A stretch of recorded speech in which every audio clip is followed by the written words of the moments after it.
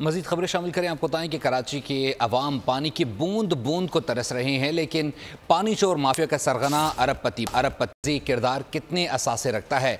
हैरान कुन तफसीलात मंजर आम पर आ गई हैं। दौरान हिरासत पानी माफिया के सरगना शकील महर ने सब कुछ बता दिया है।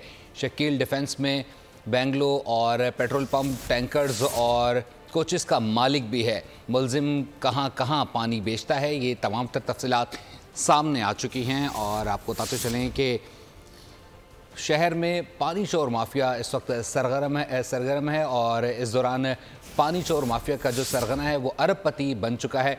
शहरियों को पानी मैसर नहीं है, जबकि शहर का पानी बेच बेच कर मुलजिमान जो है वो अरबपति बन चुके हैं। कराची के अवाम को पानी की बूंद बूंद को तरसा दिया गया है और एक जानिब लोड शेडिंग है, दूसरी जानिब पानी की भी शदीद किल्लत है। सब्सक्राइब करें और बेल दबाएं ताकि कोई खबर रह न जाए।